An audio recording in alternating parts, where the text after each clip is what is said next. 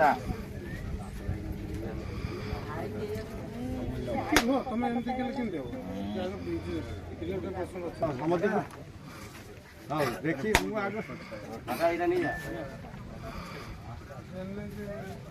ପ୍ରଭୁ ଠାକୁର ଆମର କିଏ ଡ୍ରେନେଜରେ ଦେଖେ ଠିକ ଅଛି ହଉ ଦେଖି ଖୋର୍ଦ୍ଧା ଜିଲ୍ଲା ବାଲିଅନ୍ତା ବ୍ଲକ अंतर्गत ଭଇଁଚୁଆଠାରେ ଆଜି ଧନୁଆ ନଦୀ ବ୍ରିଜ ନିର୍ମାଣ ପାଇଁ ଜୟଦେବ ବିଧାୟକ ନବକିଶୋର ମଲ୍ଲିକ ନଡ଼ିଆବାଡ଼ି କାର୍ଯ୍ୟର ଶୁଭାରମ୍ଭ କରିଥିଲେ। ଏହି ବ୍ରିଜ ନିର୍ମାଣ ହେଲେ ଆଖପାଖ 5ଟି ପଞ୍ଚାୟତ ଯଥା ଭଇଁଚୁଆ, ଭିଙ୍ଗାରପୁର, ପଟୁପଡ଼ା, ସୁବଳା ଏବଂ ଧବଳାହାର ପ୍ରଭୃତି ଅଞ୍ଚଳର ବାସିନ୍ଦାମାନଙ୍କ ପାଇଁ ରାଜଧାନୀ ଭୁବନେଶ୍ୱର ଯାତାୟାତରେ ପ୍ରାୟ 7-8 କିଲୋମିଟର ହ୍ରାସ ପାଇବ। ଫଳରେ ଏହି ସବୁ ଅଞ୍ଚଳର ଜନସାଧାରଣ ଉପକୃତ ହେବେ। ଏହି ବ୍ରିଜ କାର୍ଯ୍ୟ ଆରମ୍ଭରେ ବିଜେଡିର ବାଲିଅନ୍ତା ସଭାପତି ଓ 16 ଓ 17 ନମ୍ବର ଜୋନ୍ର ଜିଲ୍ଲା ପରିଷଦ ସଭ୍ୟଙ୍କ ସମେତ ସ୍ଥାନୀୟ ସରପଞ୍ଚ ଉପସ୍ଥିତ ଥିଲେ।